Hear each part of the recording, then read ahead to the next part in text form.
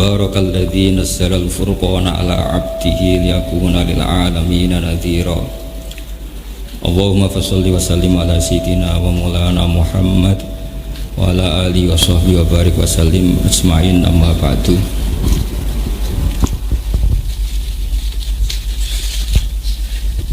Yang terhormat guru kita bersama Ki Haji Mustamir, sedanten para hufat, para hafizat, para hamalatil Quran ingkang kula hormati. Kula namung badhe pesen kalian kanca-kanca ingkang hafid utawi hamalatul Quran utawi khodamatul Quran, baik yang sudah khatam maupun yang belum, kula suwun sanget wonten ayat utawi kalimat utawi durarul ibarat, mutiara dari ibarat-ibarat Quran engkang tertanam sanget utawi dados malakah, dados mental ingkang rasikha fil qalbi, ingkang tumancep teng ati. Niki penting kula aturaken sebab Al-Quran niku turun niku 13 tahun, 13 tahun wonten Mekah, 11 tahun wonten teng Madinah. Dalam masa-masa teng Mekah niki kelihatan sekali Shadaqallahul Azim ketika Rasulullah disifati Allah tenggene surat Al-Bayyinah. Gini ku Allah nyebut wong-wong kafir, cek niku ahli kitab, cek wong kafir Yahudi, Nasrani, nopo tiyang kafir Mekah. Niku dawuh pangeran, lam yakunil ladzina kafaru min ahlil kitab wal musyrikin munfakina hatta ta'tiyahumul bayyinah. Bayyinah niku sinten? Rasulun minallah yatslu suhufam mutahharah. Niki cukup diperhatosaken sangat. Sebuah napa nggih kawasan atau kawasan apa saja itu mesti ada dua, ada kawasan fisik misalnya geografis Mekah, ada kawasan kultural yaitu cara berpikir. Cara berpikir orang kafir Mekah itu sederhana, jadi kalau urusan itu banyak, itu Tuhannya harus banyak. Wong urusannya banyak kok Tuhannya sedikit, itu tidak cukup. Sehingga cara berpikir mereka ketika Rasulullah mengajak ke Tuhan satu, kata mereka, aja'alal alihata ilaha wahida inna hadza la syai'un ujab. Masa urusan banyak Tuhannya satu itu aneh. Jadi menurut mereka Tuhan satu itu yang aneh. Bukan Tuhan banyak yang aneh, tapi Tuhan satu itu yang aneh. Dan mereka yakin seyakin-yakinnya itu cara berpikir yang benar. Sampai mereka mengatakan tadi aja'alal alihata, aja'ala noto gawe sapa Muhammad al alihata ing pira-pira pangeran, digawe ilahan ing pangeran wahidan sing mung sitok. Inna hadza satamne iki, maksudnya ja'alul alihati ilaha wahida iku la syai'un ujab, sesuatu sing aneh. Nabi dengar itu, Nabi tahu dikomplain seperti itu, tapi Nabi dengan telaten kemudian bikin satu tamsil. Tamsil itu logika analogis ya, logika yang pakai perbandingan yang gampang, itu tamsil. Dan itu yang dipakai Quran berkali-kali, disebut watil kal amsalu nadribuha linnas. Kemudian Nabi cerita di depan umum. Ini perlu dicatat, tradisi Nabi itu kalau menjelaskan sesuatu itu di depan umum. Dulu di Safa itu gunung dekat rumah Rasulullah. Beliau kalau mau menjelaskan ilmu itu naik Safa, terus beliau menjelaskan. Kata Rasulullah, wahai penduduk Mekah, kalau kalian jadi pembantu, kemudian majikan Anda itu banyak, semuanya meretahkan Anda, ngatur-ngatur Anda, dan semuanya tersinggung kalau perintahnya nggak dilakukan. Senang mana kalau kamu punya majikan hanya satu, perintahnya tunggal, jelas. Terus kata mereka, tentu Muhammad saya milih punya majikan satu, kalau majikannya banyak repot. Disuruh orang satu aja repot, apalagi disuruh orang apa banyak, capek Muhammad. Terus Nabi menjelaskan, Tuhan kamu itu majikan kamu, yang menciptakan kamu, yang menciptakan langit bumi. Kalau Tuhan banyak nanti perintahnya banyak, seleranya beda-beda, pusing kamu. Ya mat, oke, Tuhan satu saja. Ini kearifan, sehingga ini yang disebut daraballahu mathalan rajulan fihi syuraka mutasyakisuna wa rajulan salamal lirajul hal yastawiyani masalah. Kata Allah, alhamdulillah. Jadi di ayat itu disebut alhamdulillah. Allah bikin satu perumpamaan, ada seorang lelaki punya majikan banyak, fihi syuraka mutasyakisun, punya majikan banyak, dan satu lagi pembantu warojulan salamal lirojul, satu lelaki punya satu majikan. Nasibnya enak mana? Mereka sepakat enak satu orang punya majikan satu. Terus kata Allah, alhamdulillah, mereka sadar. Ini penting sekali saya utarakan, karena sekarang banyak orang yang menekuni ulumul Quran karena kita tidak sempurna, tapi kemudian tidak bisa semua. Itu tidak bagus. Saya dulu ngaji Quran sama bapak, kemudian saya pernah di Damaran beberapa bulan, termasuk dulu saya pernah ngaji di sini tapi belum ada pondok, bajak dari Damaran karena itu pondoknya buyut saya. Jadi saya ini turunan Kiai Damaran, buyut saya itu turunan pondok Damaran belakang menara itu. Tapi yang saya paling prinsip wasiat bapak, pesan bapak itu, saya kalau manggil memang bapak, jangan sampai ada ilmu itu tidak detail, karena musuh kita itu menyerang Islam itu lewat ilmu yang detail, lewat serangan yang detail, sehingga kita butuh ilmu yang detail yang bisa mengalahkan argumentasi mereka. Yang kata Allah diistilahkan bal naqdhifu bil haqqi 'alal batil, normalnya itu fayadmahu fa idza huwa zahid. Sesuatu kalau hak betul itu kalau ketemu barang batil mesti batilnya itu hancur, bukan sekedar kalah, hancur. Jadi damago itu kalau di kamus itu halakut dimah, otaknya itu hancur berserakan, itu damago.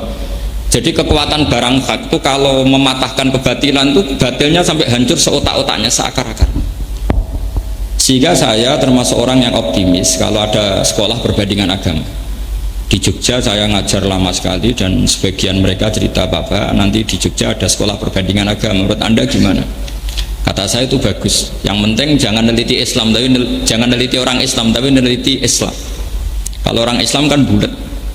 Di Indonesia kalau ada copet ketangkep ya orang Islam, yang ketangkep KPK ya orang Islam, karena ya Indonesia mayoritas Muslim. Tapi kalau yang diteliti Islamnya, Islam mengharamkan zina, mengharamkan korupsi, mengharamkan ini itu. Nah contoh studi ya, studi kasus misalnya begini. Ini contoh paling gampang. Jadi ciri utama kebenaran itu kalau mengalahkan barang hak, barang batil itu fayad mahu, hancur betul. Misalnya gini, ini contoh paling mudah. Kata Allah, firman Allah itu mal masih ibnu maryam illa rasul qad khalas min qablihi rusul wa ummuhu siddiqah kana yakulani ta'am. Isa dan Maryam itu doyan mangan. Gitu. Tuhan itu sederhana sekali kalau nyifati Isa dan, kenapa kamu Tuhan kan Isa dan Maryam itu doyan mangan gitu. Coba kamu teruskan misalnya dalam logika keseharian. Kang aku ini alhamdulillah didolani pangeran, Kang pangerane lesu tak kei mangan terus sehat. Naif enggak kira-kira logika seperti itu? Wah itu mesti orang yang menuhankan Yesus itu tuntas. Karena apa kerennya punya Tuhan yang pemenang nak mangane utang kan malah kacau. Coba kamu logika Tuhan itu gampang. Logika yang ditanamkan gampang. Karena yakulani ta'am. Isa dan ibunya itu makan-makan.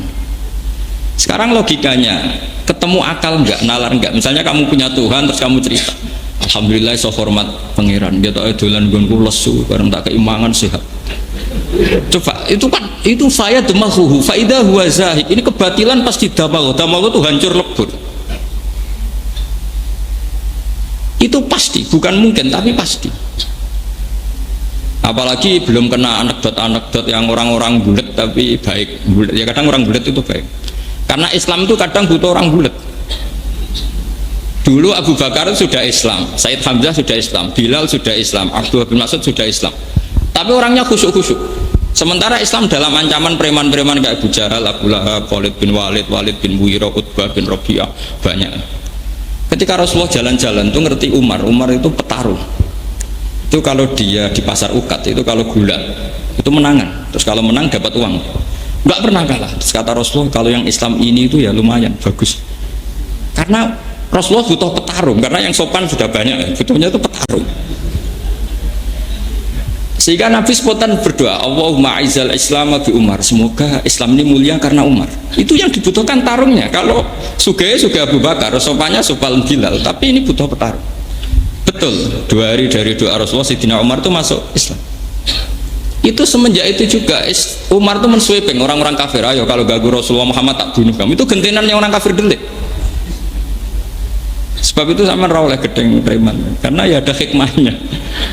Ya tentu nakalnya harus kamu benci, yang maksiat ya harus kamu benci. Tapi beberapa daerah itu banyak yang nggak berani bikin gereja karena ada preman-preman yang nggak siap. Kiai kena jak rekonsiliasi, kena nyata-nyatanya kan kena. Ini Islam. Dulu ketika logika ketuhanan, kadang yang tahu itu ya orang fasik. Karena logika, saya berkali-kali ya, kalau ngaji di mana-mana saya bilang, logika yang absolut itu hanya logika tentang tauhid. Saya ulang lagi, logika yang absolut itu hanya logika tentang apa? Tauhid. Ini mohon sekali dicerna. Saya ulang lagi ya, bal naqdhifu bil haqqi 'alal batil fayadmahu fa idza huwa zahid. Sebagian ayat diredaksikan qul ja'al haqqu, kata Allah, wa ma yubdiul batil, dan barang batil itu tidak pernah muncul, wa ma yu'id, dan tidak akan kembali. Misalnya gini yang paling masyhur, Fir'aun itu ngaku sebagai Tuhan. Nabi Musa kata Musa, Tuhan itu yang menciptakan langit dan bumi. Fir'aun masih bisa menjawab, setahu saya kalau saya jalan-jalan yang dituhankan saya. Ma'alim tulakum min ilahin huiri, kata Fir'aun. Kata Musa terus bilang gini, Tuhanku itu ada di langit. Kata Fir'aun Haman ibnili sorhal ali abdul asbab, masyhur itu ya, Haman ibnili sorhal ali abdul asbab. Haman, saya bikinkan piramida yang tinggi, saya mau melihat Tuhannya Musa, apa betul dia punya Tuhan. Sehingga ini panjang, kalau kesimpulan Tuhan itu siapa itu panjang, kalau akan bikin piramida kemudian dilihat di langit. Akhirnya Musa itu ganti argumentasi, enggak gitu, gini aja. Yang namanya Tuhan itu yang nuhani kamu dan nenek moyang kamu. Itu spontan di majlis itu yang iman banyak sekali, meskipun yaktumu imana, sebagian mereka menyembunyikan imannya, karena mereka sadar kalau Fir'aun Tuhan, lalu yang nuhani nenek moyang dia siapa? Kan Tuhannya datang terlambat. Makanya ternyata mensifati Rabbus samawati wal ardi, mensifati Tuhan itu Tuhannya langit dan bumi, itu tidak meruntuhkan Fir'aun. Padahal lebih keren, Tuhannya langit dan bumi itu kan kayaknya keren, langit bumi. Tapi itu belum meruntuhkan cara berpikir Fir'aun. Tapi ketika diingatkan Rabbukum wa Rabbu abaikumul awalin, Tuhanmu dan yang menuhani leluhurmu.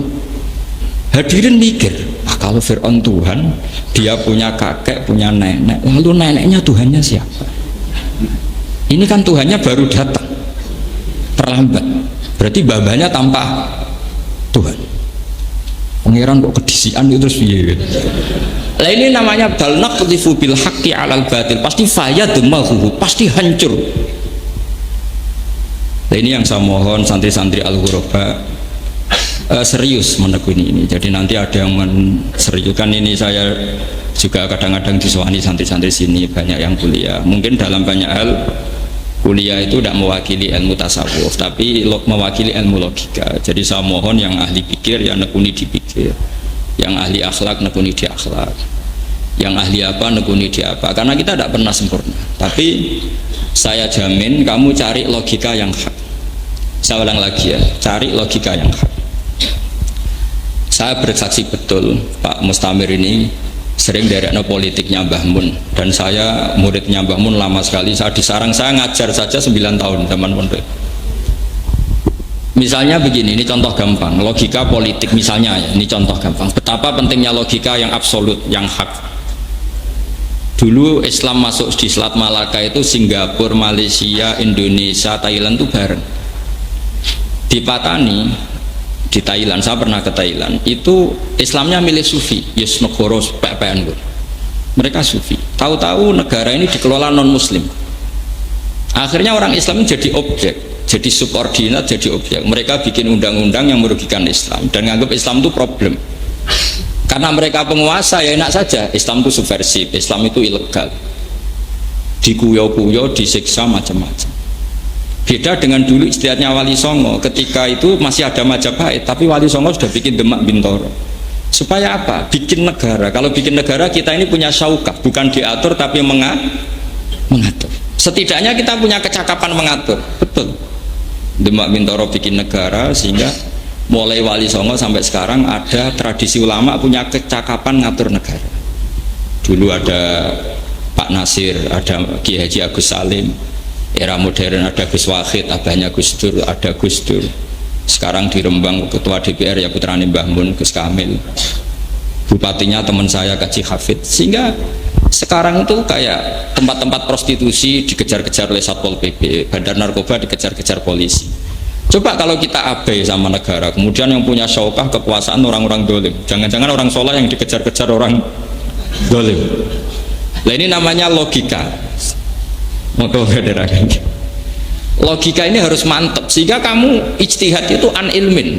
Kalau kamu nekuni politik ya an ilmin. Begitu juga misalnya kamu nekuni ingin kaya raya, nggak apa-apa asal an ilmin, yaitu tadi. Kebayang nggak misalnya santri hafid hafal Quran, buruwe Cina terus kadang kon goreng daging babi, kan tersiksa. Saya itu punya temen cerita saya, Gus saya ini ikut Cina, itu perempuan cerita saya, kalau nak goreng daging babi itu jera tersiksa Gus. Tersiksa itu kalau disuruh nganter anaknya ke gereja dan disitu belajar kemusyrikan. Dia masih ingat kaidah ngaji ar-ridho bil kufri kufrun, ridho kafir itu kufur. Nah di sini terus banyak orang Islam yang ngotot, orang Islam kudu kaya, nggak apa-apa asal al-inmin. Yang ingin politik ya monggo, supaya ada syaukatus soleh ala zolim. Yang soleh itu yang ngatur orang apa? Zolim. Jangan yang zolim ngatur orang apa? Soleh. Begitu seterusnya dalam wilayah. Fil ilmi juga gitu. Misalnya saya lebih nekuni ilmu. Saya teruskan lagi tadi yang masalah hatta ta'tiyahumul bayyinah. Ciri utama Rasul itu adalah orang yang bisa menjadikan orang kafir itu tercerabut dari akar kekafiran. Bisa munfakin, bisa infikak, bisa mereka tercerabut dari akar kekafiran. Yaitu tadi mereka dari punya Tuhan banyak, dijelaskan sama Nabi, kalau Tuhan kamu banyak itu seperti kamu punya majikan banyak, perintahnya beda-beda, kalau nggak kamu turuti marah. Mau nggak kamu punya majikan banyak? Ya tidak mau Muhammad, enakan majikan satu. Itu disebut napa? Daraballahu masalan rajulan fihi napa? Syuraka mutasyakisuna wa rajulan salamal lirajul. Terus sudah mereka berhenti dari menuhankan Tuhan yang banyak. Lalu Allah tidak berhenti menjelaskan logika supaya itu berhenti betul. Yaitu tadi orang-orang kafir itu menyembah berhala. Berhala itu dari apa coba? Dari batu. Terus dicuci, kalau kotor dibersihkan. Terus Allah bikin satu tamsil. Doroballahu mathala. Ini mestinya wakaf ya. Kalau dalam ilmu takotek itu wakaf ya. Tapi kalau di tradisi kiroah ya enggak. Abdam mamlukan, abd yang mamluk itu dimiliki, sing layak kediru ala syai. Ini kalau baca sesuai kaidah fikih, yang tidak mampu pak. Orang-orang kafir tidak gini sama Rasulullah, wahai orang-orang kafir Mekah, kamu mau nggak punya budak pembantu yang lumpuh? Pembantu loh ya, saya ulang lagi. Hei orang-orang kafir, kamu mau nggak punya pembantu yang lumpuh? Mau mandi dimandikan, mau ke kamar mandi diantar, apa saja kamu yang ngurusi. Layak kediru ala syai, nggak mampu papa. Ya nggak mau Muhammad punya pembantu lumpuh, nggak mau saya. Terus lagi kata Nabi sederhana gitu kan, lah iyo pembantu itu kamu kan bisa membuang, tanpa pembantu kamu bisa hidup. Dia pembantu lumpuh ora gelem, kok kowe gelem dia pangeran lumpuh? Ya ku watu ora ra iso apa-apa. Jadi itu ini jenis namanya al-bayyinah. Terus mereka sadar lah iya, dia pembantu lumpuh saja kita tidak mau, kok malah punya Tuhan yang lumpuh. Paham? Ini permanen sekali, logika itu permanen. Wa daraba wa masalar rajulaini ahaduhuma abkam la yaqdiru ala syai'in wa huwa kallun ala maula aina ma yuwajjihu la ya'tina bi khair. Kamu andekan punya dua pembantu, yang satu lumpuh, nggak bisa apa-apa. diarahkan apa saja tidak bisa. Nama yuwajjihu la ya'ti bi khair, nggak bisa mendatangkan kebaikan. Terus mereka bilang tidak mau Muhammad. Lah iya pembantu sing ora penting wae nak lumpuh ora gelem kok kowe pangeran dat paling penting di kehidupan Anda. Kemudian pangeran Anda ini sesuatu yang lumpuh. Berhala itu kan lumpuh tidak bisa. Nah ini namanya bayina. Perlahan-pelan akhirnya orang Mekah semuanya Islam. Yang enggak Islam dianggap orang sing layakilun dalam bahasa Quran, tidak punya akal, tidak bisa mikir. Nah ini pentingnya logika. Saya mohon sekali anak-anak huraba, entah berapa kadarnya, kita harus belajar. Saya yakin kalau Anda di sini belajar makhraj selesai, mungkin belajar tahfidz selesai. Tapi Quran itu punya sisi-sisi yang dijelaskan sendiri oleh Quran, dimaklumatkan sendiri oleh Quran, yaitu lihat baru ayat. Dan Quran memaklumatkan dirinya, pasti ja'al haqqu wa zahaqal apa? Batil. Ketika barang hak datang, pasti barang batil itu sirna. Ini penting saya jelaskan karena kalau Quran sudah sampai seperti ini jadi solusi. Jadi solusi minal fitan, kata Rasulullah ketika cerita fitan, terus kata Sidin Ali, wa mal makhruju minha ya Rasulullah. Lalu untuk keluar dari fitnah itu apa? Jawabnya Nabi, kitabullah, yaitu kamu harus belajar apa? Kitabullah. Tentu belajar yang seperti saya utarakan. Setelah belajar makhraj, tasfid, kamu belajar tafsir yang seperti saya jelaskan. Makanya saya tadi cerita, saya singgung sedikit. Saya pernah digugat oleh seorang dosen karena saya sering baca hadis sahih, saya sering ngajar hadis sahih. Di hadis sahih itu ada cerita begini, mangqala la ilaha illallah dakhala apa? Jannah. Di situ ada kata-kata wa in zana wa in saraka, meskipun pernah zina, pernah maling. Kata si dosen tadi, Pak Bah, ini kan seakan-akan Islam melegalkan zina. Kok yang melafadzkan la ilaha illallah tetap masuk surga meskipun pernah zina? Saya bilang gini, kamu itu tidak pernah ngaji gitu. Harus tanya yang pernah ngaji. Terus maksudnya gimana Pak? Terus tak jelaskan. Kebenaran Allah Tuhan itu kebenaran yang absolut, kebenaran yang nggak bisa diganggu gugat oleh perilaku sosial. Misalnya begini, Anda seorang profesor, Anda seorang dosen, Anda seorang rektor. Kalau ditanya 1 tambah 1 berapa? Mesti jawab 2. Lonte ya jawab 2, copet ya jawab 2. Jangan karena kamu rektor atau profesor ada lonte jawab 2 terus kamu bilang 4 supaya beda dengan lonte. Tidak bisa. Kebenaran absolut siapapun kalau yang mengatakan pasti sama. Orang kudus yang paling bodoh ya la ilaha illallah. Orang Islam paling awam tukang manol ya la ilaha illallah. Rektor Al-Azhar ya. Karena kebenaran bahwa Allah Tuhan ini kebenaran yang absolut, yang mengatakan siapa saja harus kita terima dan harus kita benarkan. Itu maknanya Nabi wa in zana wa in saraka. Bukan melegalkan zina, tapi kebenaran ini begitu absolut sehingga yang zina pun kalau mengatakan harus kita benarkan. Kayak orang yang pernah zina, pernah maling bilang 1 tambah 1 2, benar apa salah? Benar. Rektor ya bilang 2, presiden bilang 2, Pak Jokowi ya bilang 2, Pak Prabowo ya bilang 2 meskipun musuhnya. Karena ini kebenaran absolut. Nah, kebenaran tauhid adalah kebenaran yang absolut sehingga Nabi mengatakan mangqala la ilaha illallah dakhalal jannah wa in zana wa in saraka. Ini bukan melegalkan zina tapi menunjukkan betapa absolutnya kebenaran la ilaha illallah.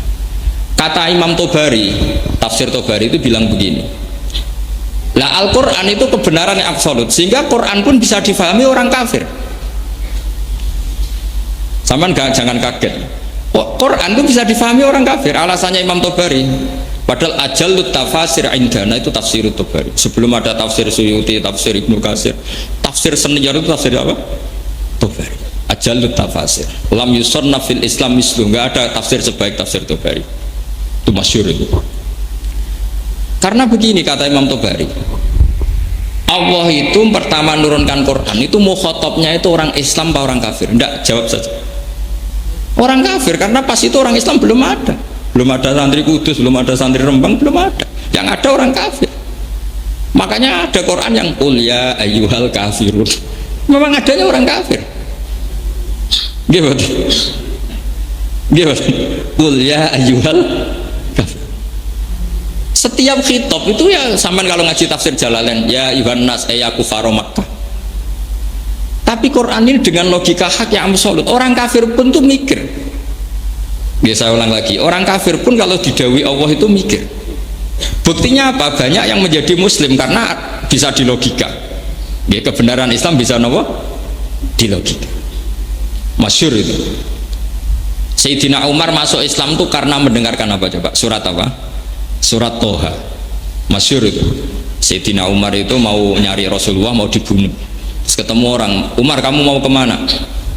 Saya mau nyari Muhammad, mau saya bunuh. Karena dia Soba'ah. Soba'ah itu keluar dari tradisi kita. Umar kok repot-repot golek Muhammad, adikmu dewe saiki wis Soba'at, adiknya itu perempuan. Dicarilah adiknya. Pas dicari adiknya, ternyata adiknya itu sedang belajar Quran sama suaminya. Pas itu belajar surat Toha. Pas kertas itu mau diminta, kata adiknya, kamu itu kafir, musyrik, kamu harus mandi dulu. Ya mau mandi dulu, terus coba baca, dibaca. Toha ma anzalna alaikal qur'ana litashqa illa tadhkiratal liman yakhsha. Itu nangis itu nama. Dia masih kafir. Gak mungkin yang seperti ini dikarang manusia. Paham gak dia? Paham. Masih kafir gak? Masih. Ini saya berikan contoh. Walid bin Mughirah itu musuh bersanya Rasulullah. Mughirah juga musuhnya Walid, Utbah, Syaibah itu semuanya musuhnya Nabi. Itu mereka menyewa orang-orang yang ahli balaghah untuk menandingi Quran karena mereka agak sanggup, padahal mereka ahli balaghah. Sehingga mereka disewa. Kamu saya sewa supaya komentar buruk tentang Quran. Oke, jadi setelah Rasulullah ngaji, Nabi itu biasanya kalau mau ngaji itu di dekat Ka'bah. Ada Walid, ada Utbah, ada Syaibah, ada beberapa orang kafir banyak. Ketika Nabi datang, Muhammad, apa yang kamu bawa? Terus Nabi baca Hamim yang Fusilat itu. Ketika baca Hamim Fusilat itu mereka terdiam semua. Setelah terdiam semua sampai Nabi baca itu lama sekali sampai apa? Fa'inistaq baru sampai saat terus itu.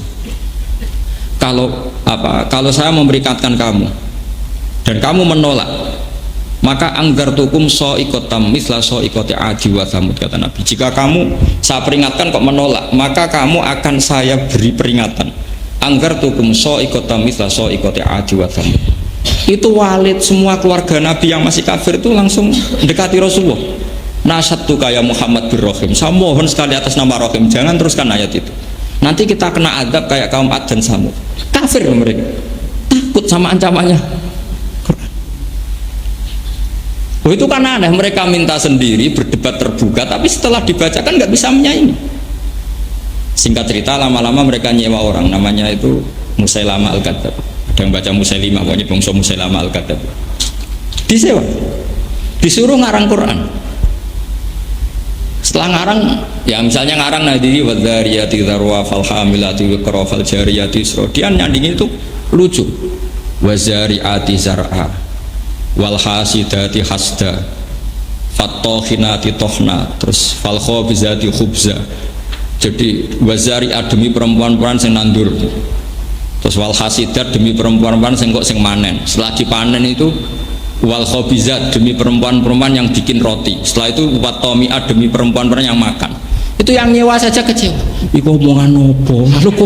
Lalu kualitasnya di mana? Yang nyewa saja janggal. Padahal diberi paket. Ini alam nasroh.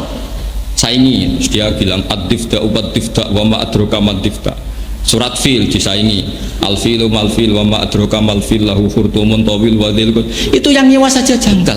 Lalu setelah kita tahu gajah itu apa, hebatnya di mana? Beda dengan Quran. Quran itu kalau cerita balaghahnya mutu, kualitas kesejarahnya yang mutu dengan lafadz yang mutu. Misalnya alam taro kaifa fa'ala rabbuka bi ashabil fil. Apa kamu tidak melihat bagaimana Tuhan memperlakukan ashabil fil? Itu ada nilai kesejarahannya. Rasulullah itu lahir di tahun gajah. Ini kalau tak cerita sebentar. Sehingga Rasulullah itu orang-orang yang zaman itu, yang sepuh-sepuh itu menyaksikan.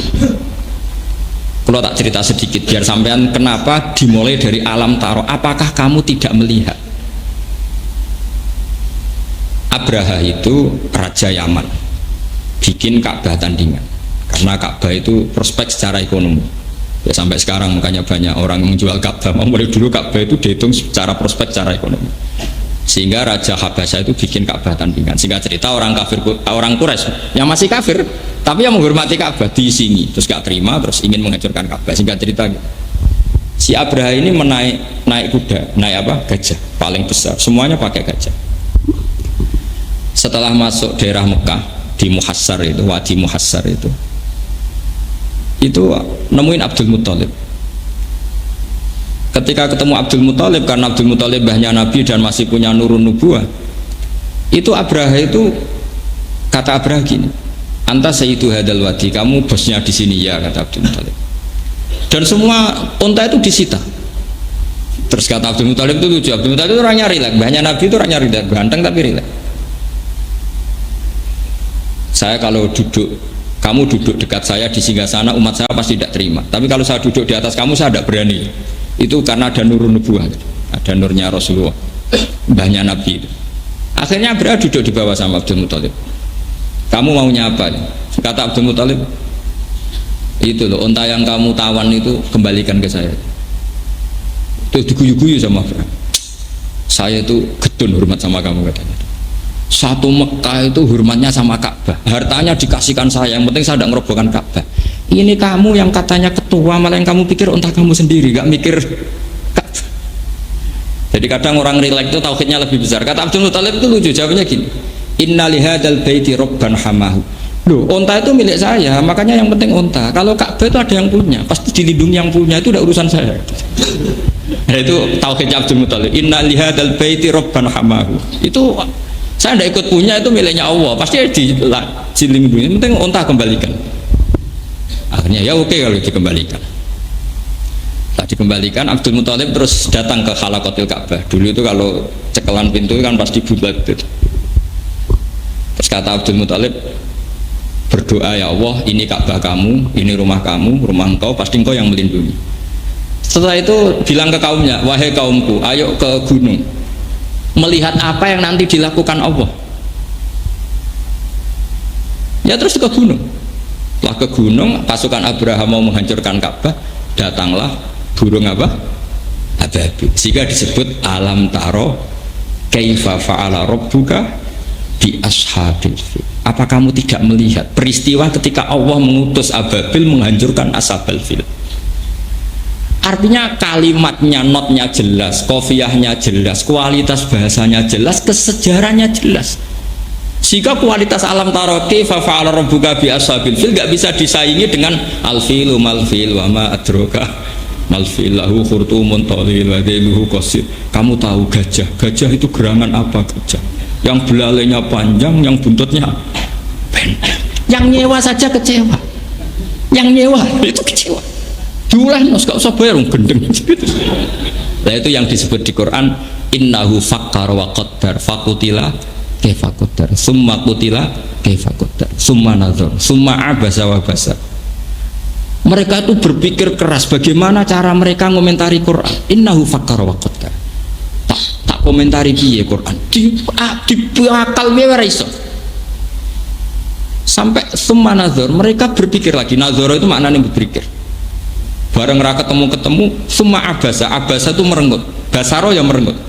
Jadi abasa itu merenggut, basar yang disuruh ngorder saja lama sekali karena memang nggak mendapatkan celah kekurangan.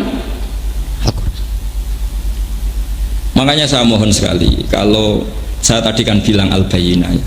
Jadi kalau jenengan ngaji Pak Mustamir kok misalnya beliau sakta, ya sama harus ikut sakta meskipun tidak tahu ilmunya. Tapi setelah itu kamu harus belajar kenapa sih harus sakta. Andai kan nggak ada sakta, maka Quran itu kualitas balaghahnya itu drop turun, mungkin nggak mutu. Misalnya begini, contoh saya sering mencontohkan. Tentu kita pertama terima saja dari guru.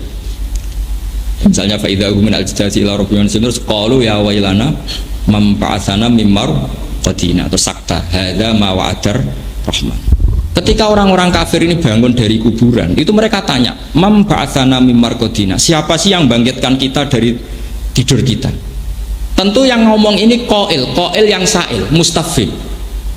Terus hadza ma wa'adar rahman adalah malaikat yang menjawab, yang membangunkan kamu adalah Allah yang Rahman. Berarti qailul awal adalah orang kafir yang bangun dari kubur. Yang qail maqalah saniyah adalah malaikat yang menjawab. Berhubung qailnya beda, ditaktek, diputus pakai sakta. Paham ya? Coba andekan nggak kamu sakta, memba'atsana min marqadina hadza, kan kacau. Sapa sing nangekno aku, sing nangekno pangeran, kan ngomong-ngomong dhewe dijawab-jawab dhewe. Oh itu kan kacau. Meskipun kamu nggak perlu tahu ilmunya sakta, pokoknya nurut sih. Sama seperti di awal surat Kahfi. Misalnya alhamdulillahilladzi anzala ala abdi kitaba wa lam yaj'al lahu iwaja wa lam yaj'al lan orang gawe sapa Allah taala lahu maring kitab, maring Quran. Ora digawe iwajan ing bengkok. Qayiman yo ora digawe jejeg. Kacau enggak kalau kamu baca langsung. Quran yo ora bengkok, yo ora jejeg. Mau kafir halus. Tapi dengan tradisi sakta itu kelihatan. Walam yaj'alan orang gawe sapa Allah lahu maring Quran. Orang gawe iwajan ing bengkok mandek. Ora bengkok iku maknane qayima. Maksudnya ora bengkok iku maknane apa? Jejeg. Justru dengan sakta ini qayiman itu natijah dari tidak iwijat, tidak iwat, itu artinya apa? Qayyimah, artinya apa? Barokah sakta. Jadi semua pilihan-pilihan wakaf lazim, wakaf kopi, itu pilihan-pilihan yang itu menunjukkan kualitas Al-Quran. Sehingga menurut saya, kalau setelah hafidz, saya mohon sekali ada teman-teman yang meneliti wakaf. Seperti Dawi Ibnul Jazari itu wa ba'da tajwidi kalil hurufi la budda min ma'rifatil apa wukufi. Setelah kamu tajwidnya lolos, kamu harus tahu wakaf. Karena wakaf ini yang menunjukkan kualitas Al-Quran. Kenapa demikian? Karena tadi misalnya memba'atsana mim marqadina, siapa sih yang membangunkan kami? Terus Allah menjawab lewat malaikat, hadza ma wa'adar rahman. Sekarang kan berarti makalah ula koilnya beda, makalah sani koilnya beda. Supaya kelihatan beda, diket, dipotong lewat apa? Sakta. Jadi sakta itu tidak main-main. Bisa ulang lagi, sakta itu tidak main-main. Makanya ada ulama mengatakan sebetulnya takotiul Quran, makoteknya itu ada ratusan. Cuma Imam Asim menamakan yang 4 itu sakta. Sebetulnya masih banyak lagi. Cuma mungkin kadang dinamakan wakaf karena ini urusan riwayat. Pun kembali lagi ke Al-Bayyinah. Jadi saya mohon sekali, sampean kalau senang Quran betul, itu harus berlatih bayyinah tadi, hatta ta'tiyahumul bayyinah. Terus Rasulun minallah yatslu suhufan. Kata Imam Ibnu Hajar Al-Asqalani dalam Syarah Bukhari, Allah itu sudah pirsa kalau nasibnya Quran nanti itu di mushaf. Karena secerdas-cerdasnya orang pasti punya lupa. Dan kalau lupa orang pasti kembali ke mushaf. Sehingga Rasulullah disifati Rasul itu adalah orang yang membaca mushaf. Rasulun minallah yatslu suhufan. Suhufan itu kalau diisimkan maf'ul jadi mushaf. Sohifah, sohif fahuwa nawa, wadhaka nawa, mushaf. Nah mushaf ini kemudian era Abu Bakar, Umar dikumpulkan dengan ketua tim namanya Ubay bin Ka'ab, ada Zaid bin Sabit, macam-macam. Kemudian mushaf ini ditulis dengan standar Rasm Utsmani. Ini yang mulai aneh. Kenapa pakai Rasm Utsmani? Karena lugat Quraisy itu aneh. Lugat Quraisy itu tidak bisa ngomong Hamzah. Jadi orang Quraisy itu tidak bisa ngomong Hamzah. Orang Tamim senengannya Hamzah. Sehingga orang Quraisy itu kalau ngomong ya misalnya seperti qiraah kita, alladzina takhudhu dinahum huzuwan, itu pakai huzuan, pakai wawu. Padahal nggak ada di bahasa Arab huzuan, itu nggak ada. Yang ada itu hazaa, yahzau, hus'an. Makanya dalam qiraah apa hus'an, huzua. Yang ada itu mahmus apa lam. Sama walam yakul lahu kufuwan ahad. Kufuwan itu nggak ada dalam bahasa Arab. Hanya adanya di bahasa Quraisy. Bahasa Arab itu yang ada kuf'an, pakai hamzah. Saman kalau ngaji fikih, kitabul akifah, babul kuf'i, pakai hamzah. Sehingga selain Asim bacanya ya kuf'an, kufu'an, karena memang itu bahasa Arab. Tapi bahasa Quraisy kufu'an, hamzahnya itu gede wawu. Makanya ini juga harus ada yang neliti. Saya ulang lagi, ilmu ini juga harus ada yang neliti. Disebut ilmu Rasm Utsmani.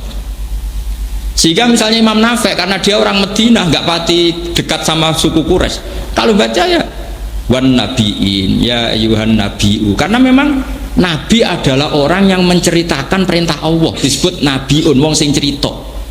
Nabi ibadi anni annal ghafurur rahim. Nabi critakno sira. Saiki tak sampean tak takoki sing maknane cerita iku nabiun apa nabiun? Nabiun pakai hamzah. Amma yatasaalun anin nabail adzim. Mestinya isim fa'ile ya nabiun, wong sing cerita.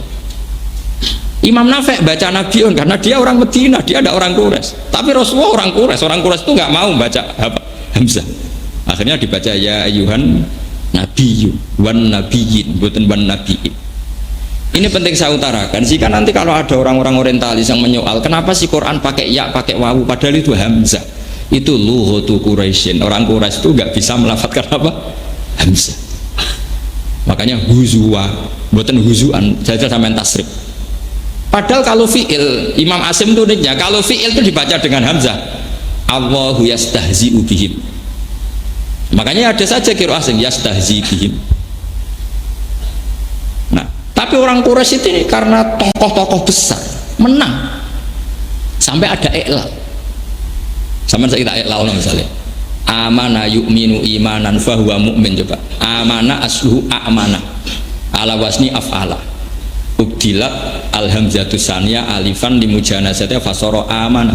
Coba yu'minu ya sama, makanya ada qiraah yu'minu karena tadi orang Quraisy nggak mau yu'minu, maunya yu'minu. Lah lucunya kalau imanan harusnya kan amana yu'minu imanan, dielal imanan. Makanya kalau ada qiraah mesti ya hamzah itu dibaca dua kali. Misalnya qul ara'aytum ma tad'una min dunillah aruni madza khalaqum minal ardi am lahum syirkum fis samawati tuni. Kalau fis samawat ituni karena logikanya ikti kan gitu ya, ikti hamzah. Saya ulang lagi, ikti itu hamzah, kemudian ada kasroh sebelum hamzah, untuk limunasabatil kasroh hamzah diganti apa ya, akhirnya ituni. Paham ya? Itu normal. Jadi meskipun kalau kamu latihan sabah pokoknya anut guru, saya ulang lagi, pokoknya anut guru. Tapi kita yang belajar ilal itu normal, no? Normal secara kesejarahan normal. Buktinya tadi, kenapa ikti diganti iti? Karena ada kasroh. Kasroh itu menuntut ya. Makanya ikti jadi apa? Ituni. Sama. Akmana yu'minu imanan. Terus diganti apa? Imanan. Karena apa? Ada kasroh, berarti munasabahnya apa? Ya. Ini penting saya utarakan, sehingga nanti orang-orang barat mau nyoal Quran dari segi makna yang nggak bisa, dari segi lughat juga nggak bisa, dari segi Rasm Utsmani juga nggak bisa. Khawatir saya itu punya tulisan tentang Rasm Utsmani, di antara guru-guru saya yang saya beri tentu Mbah Mun, keluarga Yambu ya saya kasih, termasuk Pak Mustamir ya saya aturi. Kenapa belum terjual di pasar? Saya itu masih belum ingin tuh terjual di pasar, entah kalau suatu nanti ya. Yang penting itu saya mentarbiyah beberapa teman yang seneng nekuni itu tahu, karena Quran ini, Quran sing jame ini sebagian cara Allah menjaga itu lewat mushaf, disebut Rasm Utsmani, karena Allah mensifati Rasulun minallah yatslu suhufam mutahhar. Terus kedua contoh itu lasta alihim bimusaitir. Itu di bahasa Arab, saitoro itu tidak ada yang pakai sod. Sampai cari munjid, cari kamus Marbawi, cari kamus apa aja nggak ada bahasa Arab saitoro itu. Yang ada itu saitoro pakai sin. Imam Asim tahu itu karena beliau orang alim. Tapi riwayat gurunya baca sod. Makanya terus akhirnya ditulis sod, atasnya sin. Kalau nggak terbaca ditulis sin di bawahnya. Wawaw yabidu wayab sutu, ditulis sod, atasnya dikasih sin. Kalau yang nggak terbaca sinnya di bawah so. Karena Imam Asim tahu ini masalah, cara bahasa Arab itu masalah. Tapi secara riwayat harus seperti itu. Makanya tengah-tengah ditulis so, dikasih apa? Sin. Kalau sinnya terbaca diletakkan di atas, kalau nggak terbaca diletakkan di bawah. Itu ilmu yang jelimet, tapi harus ada yang jaga. Saya termasuk orang yang menekuni itu. Bukan apa-apa, karena ini balaghah. Jadi nanti orang mengkritik Quran itu tidak punya tempat. Kok zaman sampeyan Rasulullah zaman Sugeng itu yang ngeritik Quran itu ya banyak. Misalnya begini, ada ayat innakum wa ma ta'buduna min dunillahi hasabu jahannam antum laha waridun law kana haula'i alihatam ma waraduha. Padahal Allah jelas dawuh pakai ma itu li ghairil akil, untuk yang nggak punya akal. innakum sak temne sira kabeh wa malan barang, mestine wa malan barang, mestine lho ngene, tak buduna kang nyembah sira kabeh min dunillah iku hasabu jahanam, dadi rup-rupane neraka jahanam. Nah, orang-orang kafir itu tahu kalau Rasulullah itu sangat menghormati Nabi Isa, sangat menghormati Uzair, karena ini nabi-nabi pilihan. Ibnu Zabara datang di depan umum, ya Muhammad, baguslah kalau yang disembah masuk neraka, nggak masalah Mat, sekalian bareng Isa, bareng Uzair. Karena kamu dan yang kamu sembah masuk neraka, padahal Isa termasuk orang yang disembah. Kalau yang disembah masuk neraka berarti Isa masuk neraka. Mereka datang. Terus akhirnya dijawab sama Allah, innal ladzina sabaqat lahum minnal husna ulaika anha mubadu. Jadi saya mohon sekali sama santri-santri di sini, apalagi di sini dinamakan huruba. Ciri utama huruba itu bada ad-dinu ghoriban wa sa'udu ghoriban kama bada fatuban apa bil huruba. Ilmu ini sudah aneh. Dan yang melajari mungkin ya orang-orang aneh. Saya ini termasuk orang aneh. Yang melajari gitu kan tidak ada untungnya sebenarnya. Tapi ini penting, karena kalau kita tidak melajari huzuan, kamu nanti disoal oleh orang pakar-pakar balaghah, pakar-pakar lughat, nggak ada di kamus huzuan. Karena ini mahmus lam, hazaa, kufuan yang nggak ada, yang ada itu kafaa, mahmus apa? Ini hanya lughat Quraisy. Kita harus menjawab itu lughat Quraisy. Yang orang Quraisy itu nggak bisa melafadzkan apa?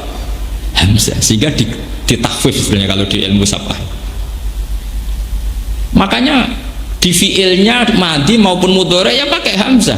Misalnya Allahu yastahzi'u, mustahzi'un, pakai hamzah. Tapi khusus masdarnya ini pakai apa? Wawu dalam qiraah kita. Sehingga makanya kenapa kita dikatakan qiraatu Asim min riwayati Hafiz, karena Imam Asim punya murid namanya Syu'bah. Syu'bah itu sering balelo. Syu'bah itu ahli bahasa Arab. Dia tuh sering nggak ngikuti gurunya, ikut sab'ah yang lain. Dia kalau baca ya kufan, hus'an, karena dia mikir kok pas ini milih ini. Makanya beliau nggak identik dengan Imam Asim. Makanya jadi beliau itu muridnya Imam Asim tapi tidak identik dengan Imam siapa? Asim. Sehingga kita pakai itu Imam siapa?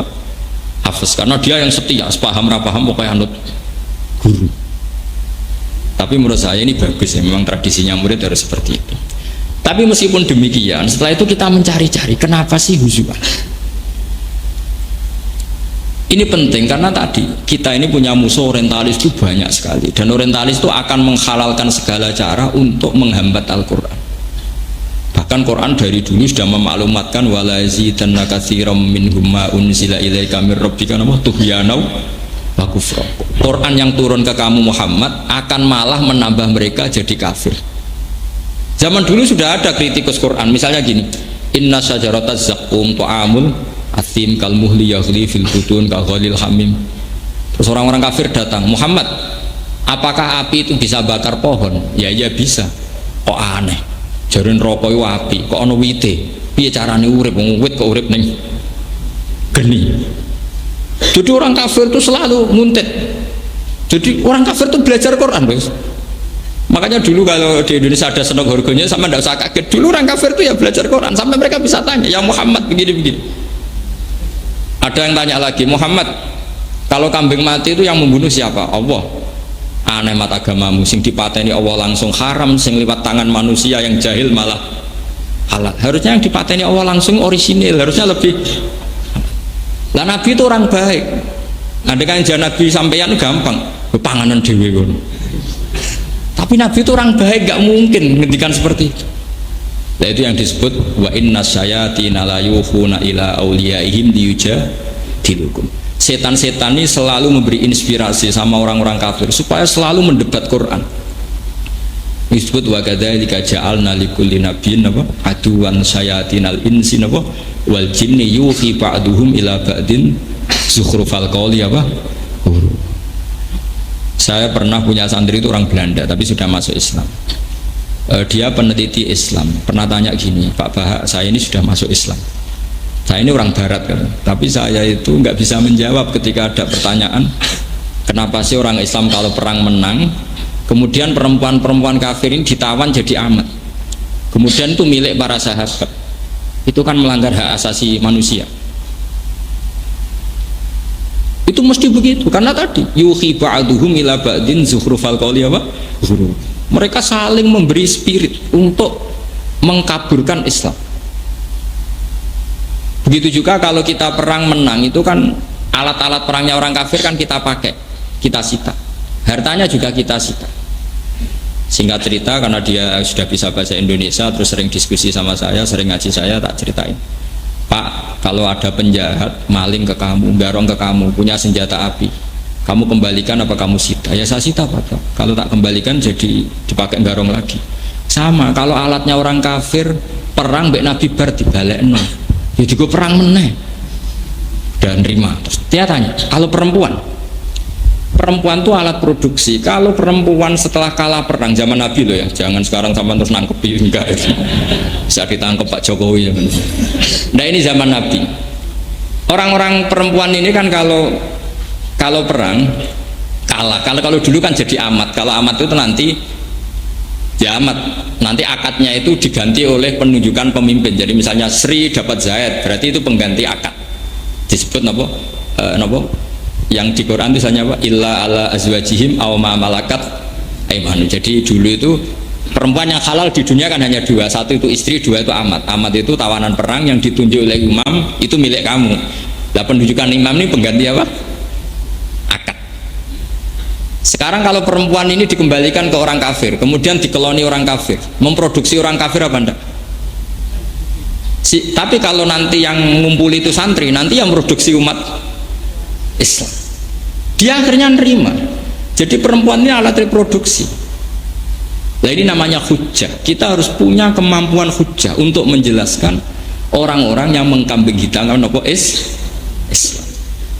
Makanya ketika ada ulama-ulama, ini kalau baca di beberapa kitab, semua syariat yang masuk akal dalam kehidupan pasti semua syariat itu melakukan selang-seling. Misalnya sampean sekarang saya tanya, orang kafir itu punya uang tuh lewat apa coba? Kadang lewat punya narkoba, kadang jual beli babi, jual beli anjing, pokoknya lewat riba, lewat transaksi yang haram enggak? Rata-rata lewat transaksi yang haram. Logikanya hartanya orang kafir itu ya haram karena mendapatkannya lewat sesuatu yang haram.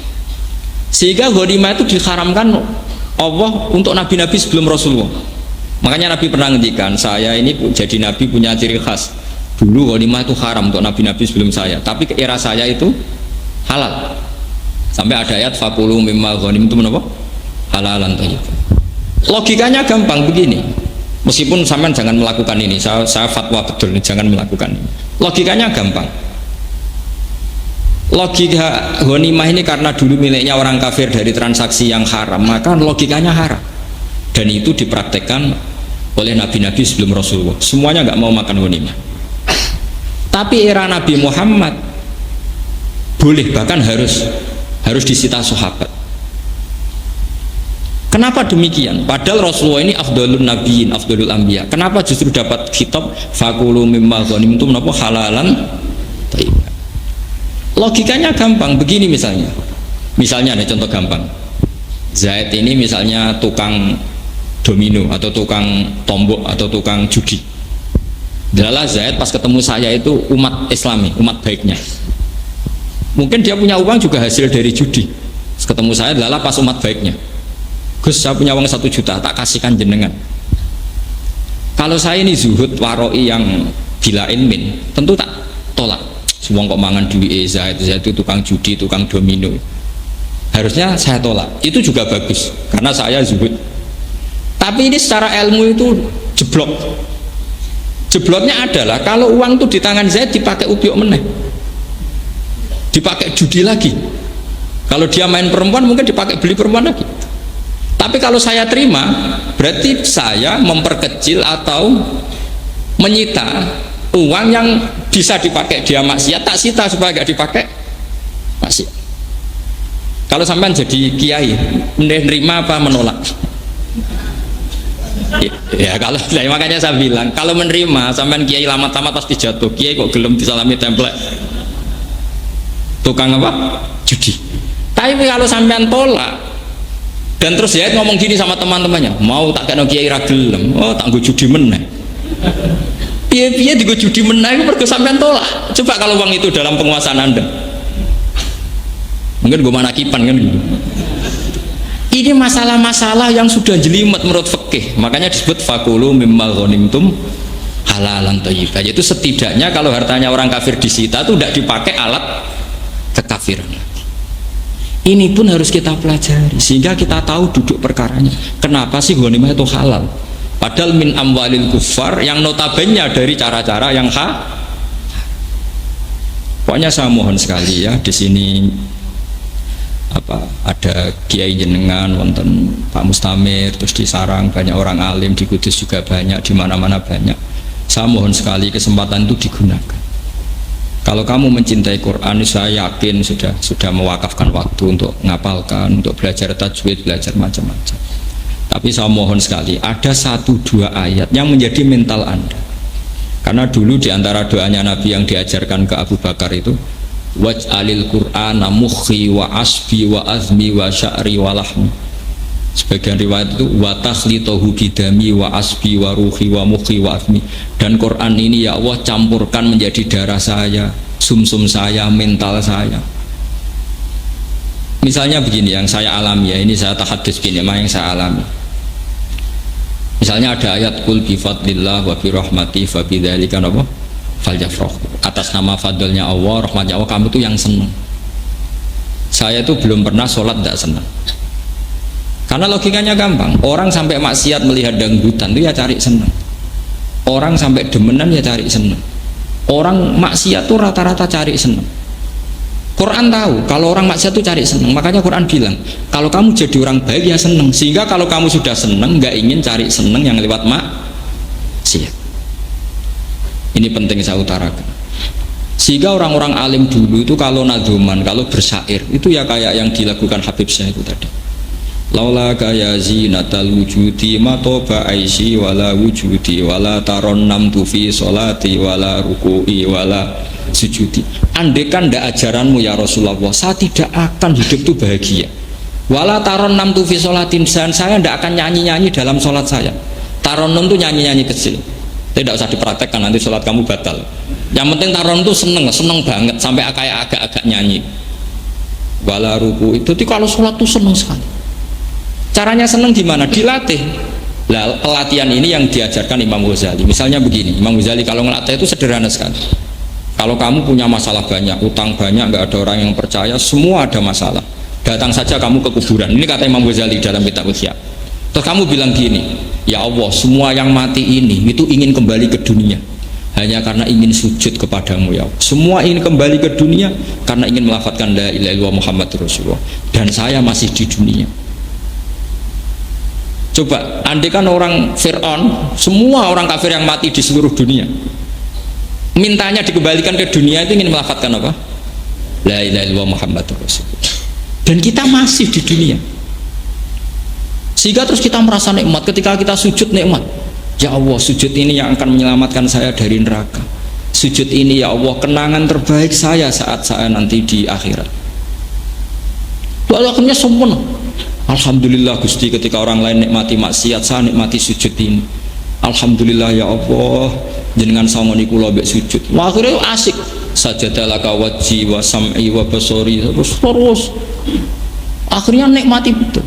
Nah, kalau orang sudah asik seperti ini akan jauh dari maksiat, bukan karena terpaksa, karena sudah asik dengan kebenaran. Itu disebut kul bi fadlillah wa bi rahmatihi fa bidzalika falyafrahu. Ini solusi. Nah, yang saya inginkan di sini adalah kamu punya kebenaran itu kebenaran yang solutif. Makanya saya mohon sekali teman-teman muslim yang politik isniyati ada syaukatus soleh ala zalim. Barokahnya ada partai-partai Islam, banyak umat Islam yang ngatur perda.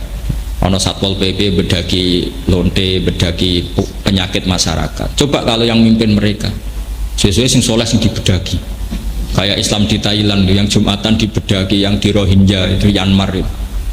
Barokahnya kiai-kiai politik, alhamdulillah. Meskipun sampai tidak harus ikut politik, ngerti logikanya. Mosok Mbah Hasim derek Masumi kura ngerti, Mbah Mun derek P3, Pak Mustamir buatan ngerti, mesti perso. An ilmin, semuanya itu karena ilmu. Meskipun Anda tidak harus ikut karena Anda tidak bakat atau orang bakal jadi lah cara nyalon. Tapi sementing ngerti logikanya gitu. Sehingga gampang husnudzon sama orang-orang soleh. Nah ini menurut saya semua ilmu itu sampai bayina. Itu hatta ta'tiyahumul apa? Bayina. Jangan sampai ilmu itu lamat-lamat. Bahaya kalau ilmu lamat-lamat. Nanti tidak punya kekuatan hujjah. Nah, ilmu yang bisa mengalahkan kebatilan adalah ilmu yang diceritakan di Quran tadi.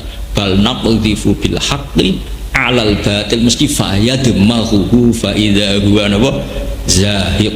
Kayak tadi. Ketika Isa disifati tukang makan, kana yakulani to'a. Wah, itu naik semua sudah. Mau didolani pengiran, alhamdulillah so nyogati. Mau malah tak bontoti ketok seneng. Paling tunggu sahur. Kowe gelem di pengiran sing sifatnya seperti itu. Wah, naif kan. Artinya apa? Kalau nanti ada sekolah perbandingan agama, kemudian mereka baca Quran, di situ ada kenaifan-kenaifan, ironis-ironis, di mana selain Allah itu nggak mungkin jadi Tuhan. Mereka rata-rata masuk Islam. Makanya Anggerono belajar Islamologi, pendeta-pendeta biarawati banyak yang masuk Islam karena logika Quran itu nggak akan terkalahkan. Pasti bal naqdhifu bil haqqi 'alal batil mesti fayadmahu mesti faidahu napa. Makanya masyhur itu dalam guyonan-guyonan, yaitu anekdot tapi harus penting. Jadi ada orang Nasrani itu peneliti Islam. Katanya Muhammad kekasih Allah, kok perang Uhud kalah, masa kekasihnya dikasih kalah? Jadi yang Islam pinter. Tuhan punya watak gitu kok. Melihat anaknya disalib ya dibiarin. Itu kan kuat. Karena menurut Nasrani itu Yesus itu anak Tuhan dan menurut mereka mati di salib. Akhirnya wasep. ini hujah. Ini hujah memang mulai dulu seperti itu. Ya kayak tadi. Rabbukum wa rabbu abaikumul awalin. Nabi Ibrahim kalau debat itu ya juga nggak sopan-sopan amat. Memang debat itu butuh dah sopan. Masyhur itu. Jadi di hari Lebaran, hari pesta itu semuanya ke berhala. Singkat cerita pas waya makan-makan, semuanya dihancurin sama Nabi Ibrahim kecuali patung yang paling besar. Singkat cerita terus mereka tanya, siapa yang melakukan ini? Kata mereka, qalu sami'na fatan yazkuruhum yuqalu lahu Ibrahim. Paling Ibrahim sing biasa ngenyek berhala itu Ibrahim dipanggil. Kamu yang melakukan ini. Jadi Ibrahim tanya sama yang bawa pedang. Jadi ketuane, wong kok goblok gitu. Wis ngerti ra iso omong kon nakoki. Nah, itu yang mereka goblok-goblok Nabi Ibrahim. Wong kok goblok ngono. Fas'aluhum in kanu yantikun. Farujau ila anusim faqalu innakum antumud. Kowe dolim berolo kon nakoki karwan ra iso omong. Terus Nabi Ibrahim, uffil lakum wa lima ta'buduna min dunillah. Nah aku nakoki berhala goblok, kowe luwih goblok. Berhala kok mbok sembah. Ya kayak tadi. Kalau kamu punya budak, abdam mamlukan, budak itu kan tidak penting, pembantu itu tidak penting, itu saja kamu nggak mau. Yang jenis layak qadiru ala syai'i wa huwa kallun ala maula. Wis ra iso apa ngrepotno, aina ma yuwajjihu la yati bi khair, diarahno piye ra iso penting, ra iso positif, ra iso manfaat. Nak pembantu wae harus yang cakap. Kok pangeran malah ora cakap? Itu terus piye?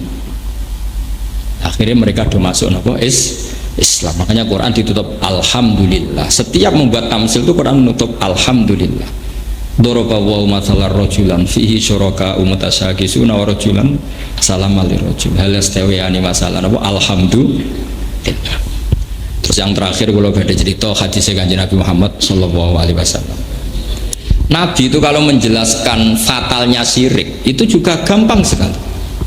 Kenapa saya bilang gampang-gampang terus? Karena ini ciri khasnya Quran. Walaqad yassarnal Qur'ana lidzikri fahal mimud. Quran itu mudah, logikanya ya mudah, bacaannya ya mudah. Kata Nabi begini, hadis ini termasuk favorit saya hafalkan. Kamu tuh jangan pernah menyembah selain Allah.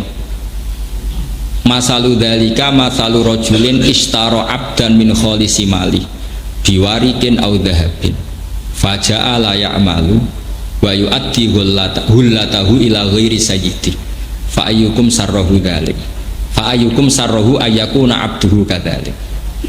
Orang yang menyembah selain Allah itu ibarat gini, Kamu punya uang kamu, kholisi mali itu uang kamu sendiri. Kemudian uang kamu sendiri kamu belikan budak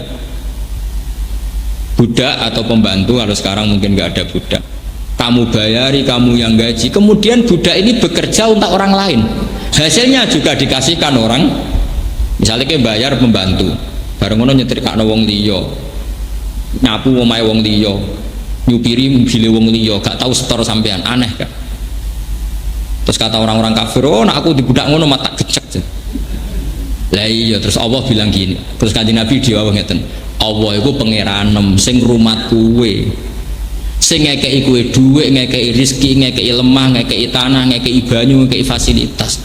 Terus kowe ora nyembah sing ngekeki, nyembah wong liya. Sadar iya. Itu berarti. Jadi kan, lah iya kamu itu beli budak kemudian bekerja untuk orang lain, mangkel enggak? Mangkel. Karena kamu merasa yang beri, saya yang memberi kok. Sama. Pangeran sing gawe bumi, gawe langit, gawe fasilitas untuk Anda semua. Kemudian Anda menyembah selain Allah. Itu fair enggak? Enggak fair Muhammad. Alhamdulillah. Mereka akhirnya masuk napa? Islam. Jadi kalau suwun di antara sifat Quran itu wal kitabil mubin, demi kitab sing punya kemampuan menjelaskan. Al mubin itu menjelaskan. Sehingga kebenaran sesulit apapun kalau dijelaskan itu menjadi jelas. Nah, menjadi jelas disebut bal wa ayatum bayyinatun fi suduril ladzina utul ilm. Quran adalah ayat yang begitu jelas kebenarannya di dadanya orang-orang yang punya apa? Makanya saya ini senang sekali kalau napa diceritani wonten putrane Pak Mustamir tentang Mesir, tentang sarang. Sedanten iki harus menjadi turunan sing zuriyatam ba'duhan apa? Karena syaraful aba itu bisyarafil abna. Jadi kalau di Jawa itu salah adat. Sebenarnya mulyane wong tua karek mulyane anak, jangan dibalik. Bapaknya kiai alim, anaknya katut mulya tapi ora kepengin alim, itu salah. Saya bayangkan andekan Mbah Zubair itu tidak punya putra Mbah Mun, mungkin orang sudah tidak bakas Mbah Zubair. Gara-gara punya putra Mbah Mun, orang bakas siapa? Mbah Zubair. Makanya kalau ingin anak orang tua mulia itu anaknya harus mulia, cucunya mulia, pasti dibahas lagi. Anak isopo ya kok mulia. Terus kata orang-orang bijak, kama tasyarrafa bi Muhammadin adnan. Andai kan tidak ada Rasulullah Muhammad Sallallahu Alaihi Wasallam, orang bakas Sayyid Adnan enggak kan? Orang bakas Abdul Muthalib enggak kan? Justru orang bakas mbah-mbahnya ini karena ada cucunya yang bernama Rasulullah Muhammad Sallallahu Alaihi Wasallam. Makanya banyak orang alim yang hilang sejarahnya gara-gara zurianya sudah tidak alim. Cara bapak Rian kepaten obor. Makanya kamu harus seneng kalau ada guru-guru kita yang anaknya masih mondok, masih ngaji, karena ini ciri khas orang baik. Ciri khas orang baik itu musalsal. Makanya nabi-nabi dulu kalau gak punya anak itu susahnya bukan main. Fahab li min ladunka waliya yarithuni wa yarithu min ali napa? Ya. Ini penting saya utarakan karena saya itu merasakan betul. Misalnya begini ya, rata-rata silsilah di Jawa itu kan lewat Mbah Mahfud Termas. Itu kita gampang sekali mendapat silsilah itu karena ada murid nasab, murid sebab, ada murid nasab. Itu tadi. Kenapa kita dekat sekali dengan kitab yang bernama Ithaf, syaratnya Ikhya? Karena Mbah Mahfud itu punya abah namanya Mbah Abdullah. Mbah Abdullah punya abah namanya Mbah Abdul Manan. Itu ngaji sama Said Zabidi yang nyari kitab apa? Ikhya. Begitu juga kitab I'anatul Thalibin. Kenapa banyak di Indonesia? Dulu Mbah Mahfud itu ngaji sama yang ngarang I'anatul Thalibin. Mbah Mahfud gurunya Mbah Hasyim Asy'ari. Mbah Hasyim punya murid Mbah Karim. Mbah Karim diantara muridnya Mbah Maimun. Jadi dekat sekali kita dengan guru-guru kita. Begitu juga sanad-sanad Quran. Misalnya Pak Mustamir ngaji Barwani, Barwani ngaji Mbah Munawir. Mbah Munawir itu ya murid ya teman dekatnya Mbah Mahfud. Ketika Mbah Mahfud kabundut, punya putra namanya Muhammad masih kecil, dibawa Mbah Munawir ke Jogja. Singkat cerita terus nikah sama orang Betengan, terus punya putra Ki Harir, sekarang punya putra Gus Muhammad. Ini sanad. Nah, lagi-lagi kenapa saya menerangkan sanad? Orang Torekoh itu orang yang fanatik guru. Kenapa fanatik guru? Karena ketika kebenaran disifati Allah itu menyebut orang, yaitu ihdinas siratal mustaqim. Siratal mustaqim itu apa? Siratal ladzina. Makanya kata Mbah Mun, kata bapak, wong kudu hormat guru nih. Kowe misalnya nyontoni sholat, kowe apa nyontoh sapa? Nyontoh Allah? Nggak bisa. Tetap nyontoh guru. Makanya kebenaran itu siapa? Kebenaran adalah ngikuti siratal ladzina. Sehingga kebenaran butuh master. Masternya siapa? Ya guru-guru kita. Tapi sekarang enggak. Di beberapa kampus itu kalau orang belajar kebenaran lewat textbook, lewat buku. Dia baca buku ekstremis jadi ekstremis, baca buku liberal jadi apa? Tidak punya guru. Makanya ini yang diancam manta alama bila syekhin fasehu. Setan belajar tanpa guru-gurunya setan karena nggak punya master. Nggak boleh. Nah itu pentingnya dalil. Ketika Allah cerita as-siratal mustaqim, syaratnya adalah siratal ladzina an'amta, jalannya orang yang engkau kasih nikmat. Berarti manusia, yaitu guru-guru kita. Nah, supaya kita hormat sama guru-guru, terus mereka ulama mengatakan begini, walau lamu rabbi lama arafna rabbi, umpama ora ono sing didik aku ya aku ora roh pangeranku. Sehingga terus ada ila hadratin nabi sampai wa masaihina wa masaisyukina. Tapi sekarang oleh orang-orang salafi seperti ini dibid'ahkan. Bid'ah sithik-sithik bid'ah gak ono hadis.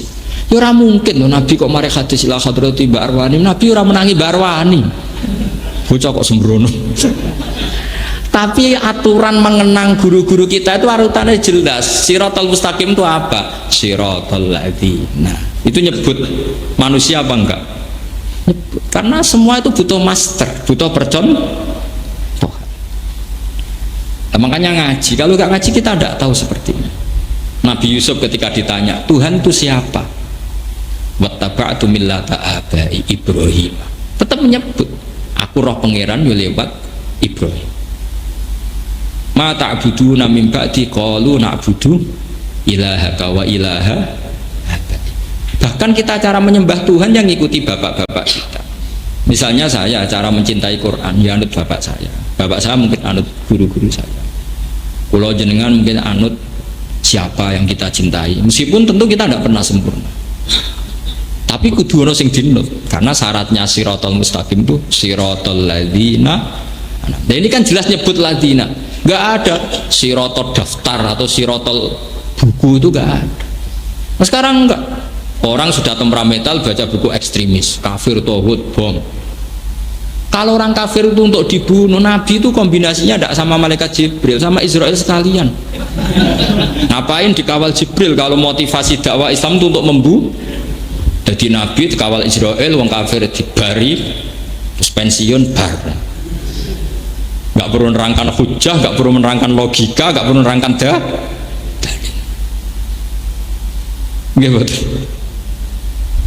Jadi guru ini penting. Kalau nggak, coba orang-orang yang jadi ekstremis ataupun liberal, rata-rata punya guru apa pakai textbook, pakai buku, pakai apa? Buku. Dan mereka melihat guru sama-sama manusia.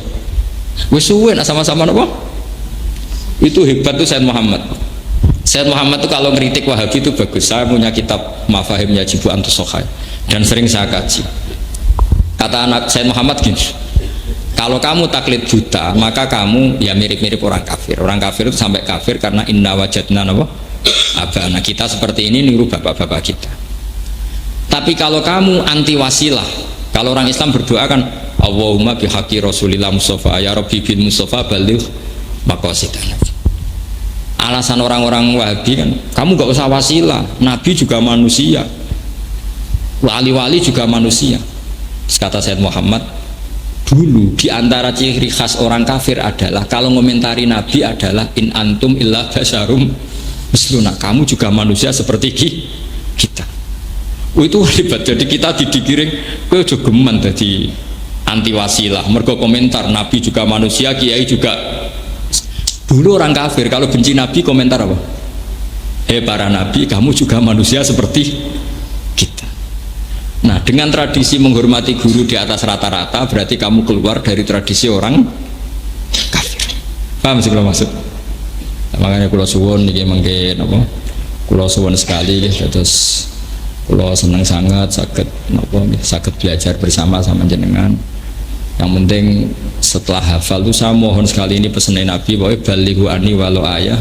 Terus ada ayat, dua ayat yang jadi malakah kamu, jadi watak kamu. Misalnya kalau kamu ingin lomo sakhok, punya pokoknya orang baik itu yang wa mimma razaqnahum yunfikun, memberi bukan diberi. Setidaknya kamu berusaha, meskipun saya hafid, meskipun apa ya punya mental memberi. Aja ngandalo payu semaan itu. Ya kan saya itu sering logikanya gampang. Meskipun prakteknya kamu diberi gak apa-apa, itu dari Allah. Tapi yang penting mental kita itu yunfik, ingin soal prakteknya diberi gak apa-apa, itu haknya Allah. Jadi dilatih semua yang dikatakan Allah itu jadi mental kita. Lho kula niku jujur mawon ya, saya mencintai Quran itu macam-macam, termasuk saya itu neliti Rasul Utsmani. Kenapa saya teliti? Karena tadi kalau nanti kita tidak diteliti, kemudian sekarang banyak kamus asriyah, kamus modern itu sudah yang ngarang rata-rata ada alim, sehingga gak memasukkan madatul kalimah huzuan, karena taunya mereka huzuan atau hus'an, kuf'an atau kufu'an. Lama-lama orang bilang huzuan itu gak ada dalam bahasa Arab. Terus orang iskal dengan Quran, repot. Kita harus ngomong terus seperti kitab Itqan. Kitab Itqan karangannya Imam Suyuti, kemudian diringkes oleh abahnya Said Muhammad, namanya Zubdatul Itqan. Oleh Said Muhammad diringkes lagi namanya Al-Qawaid Al-Asasiyah fi Ulumil Quran. Itu di situ diterangkan silsilah bahasa Quraisy. Kalau ndak nanti orang menuduh Quran ini nggak ada. Itu repot. Itu kan seperti begini ya, saya contohkan. Ada orang latihan nahwu, tanya ke saya, Gus, kenapa di Quran tuh wakanas minal qonitin? Kan nggak boleh wakanat minas solihin, harusnya kan wakanat ya minas solihat. Karena ini perempuan, harusnya wakanat minas solihat, nggak boleh ke wakanat minas solihin. Tapi di Quran ada wakanat minal qonitin. Itu kan perempuan terus minal qonitin. Terus saya bilang begini, kamu itu ngajinya tidak banyak, kecangkeman tapi ngajinya rakeh.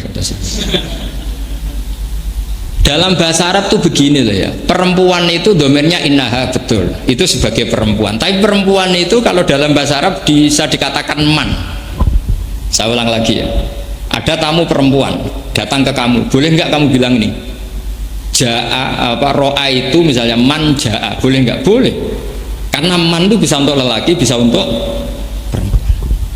Sekarang kaum juga iya. Innaha kanas min qaumin kafirin. Perempuan itu termasuk kaum enggak? Termasuk. Makanya kalau wakanas minal qonitin wakanat minal qaumi sing al qonitin. Karena perempuan termasuk apa? Kaum. Saya ulang lagi, misalnya gini. Sayyidah Khadijah itu perempuan apa lelaki? Enggak, jawab saja. Perempuan. Di semua riwayat ketika Nabi ketakutan setelah ketemu malaikat Jibril, Sayyidah Nabi bilangnya apa? Dathiruni zammiluni. Itu pakai khitab mudzakkar. Coba if'alu itu mufrad apa mudzakkar? Mudzakkar jamak kan? Karena apa? Nabi tahu Khadijah itu perempuan, tapi statusnya al-ahlu, keluarga. Nah dengan status keluarga ini beliau itu domirnya jamak mudzakkar, sehingga Nabi bilang dasiruni zammiluni, hei keluargaku, aku kemuli. Andai kan Nabi melihat beliau statusnya perempuan kan dasirini zammilini ka if'ali idribi. Ini juga harus kita ngomong, harus ada orang yang spesialis meneliti sorof seperti ini. Karena nanti kalau ndak dikira wakanas minal qonitin itu ndak fasohah, karena harusnya wakanas minal qonitat. Itu pun harus ada yang ngomong. Meskipun tidak semua orang ahli, tentu semua orang nggak sempurna. Saya pun tidak sempurna dan tidak akan pernah sempurna. Tapi ngomong, setidaknya ini nanti dicatat, ada yang rekam, ada yang nyatat. Terus eling, oh ternyata dalam domir seperti itu. Nabi dan para sahabat kalau nyolati mayat perempuan pun bilang hu, oh maghfirlahu wa afi wa fu'ad, itu dibajuri. Karena hu itu artinya mayat, mayat itu yasmalu dzakar wal atau biiradatil mayat awi syakhsi. Di Quran juga sama. Di Quran itu semua perintah umum domirnya itu mudzakkar. Misalnya innalladzina amanu, innalladzina kafaru. Terus misalnya mau aku nggak masuk, itu kan ladina kan untuk mudzakkar, kafaru mudzakkar. Saya perempuan ndak. Harusnya innallahi kafarna, innallahi amanna. Ya Quran berarti harus 2 kali semua dong. Hudal lil muttaqin, hudal lil muttaq. Apa? Muttaqin. Muttaqiyat ya berarti apa? Terus diulang lagi. Alladzina yu'minuna bil ghaibi diulang, alla yu'minuna bil ghaibi wa yuqimuna sholat diulang, wa yuqimnas sholat wa mimma razaqnahum yunfikna. Kan kalau zamannya Abraham bukan yunfikun tapi yo kacau gitu. Misalnya ya ayuhan nasu budu rabbakum diulang lagi, rabbakunna alladzi khalaqakunna. Ya tidak ada seperti itu dalam bahasa Arab. Kalau nyebut lelaki itu perempuan masuk, karena domir lelaki ini untuk kaum itu satu lughot atau satu lafat yang lelaki yang masuk, perempuan ya masuk. Makanya disebut innaha kanat min qaumin kafirin, bahwa Bilqis adalah termasuk kaum yang kafir. Ini perlu saya katakan karena tadi apapun kontribusi Anda, entah lewat istiqomah terus Pak Mustamir, nopo lewat membolehkan anak-anak kuliah ngapalkan Quran, ini semuanya itu istihad. Ada yang bodoh Quran nggak nerima anak sekolah biar fokus, ada yang nerima wong kepengen ngapal kok ora oleh, ada yang setengah nerima setengah enggak lewat seleksi, semacam-macam. Sementing itu tidak hadzun nafsi, semua itu li'ilain apa kalimat. Saya sekarang sedang menulis Muskilu I'rabil Quran.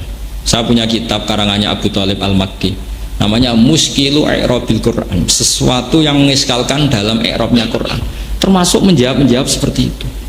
Tujuannya apa? Biar nanti orang orientalis, sekarang itu kan Quran dikaji di McGill di mana-mana, mereka nanti bisa ngomong Quran katanya umum, ternyata semua domirnya mudzakkar, alladzina yu'minuna bil ghaibi. Lalu yang perempuan masuk di mana? Repot. Tapi lewat ngaji-ngaji ilmu balaghah kamu tahu ya, saya ulang lagi ya, lelaki atau perempuan namanya kaum. Wa ila adin akhum huda, kaum Ad misalnya. Kaum itu umum. Lah umum ini domirnya lelaki. Berarti kalau bilang domir lelaki adalah yasmadu dzakar napa wal unsa. Ya, kalau nyuwun ngapunten ingkang kathah, billahi taufiq hidayah. Assalamualaikum warahmatullahi wabarakatuh.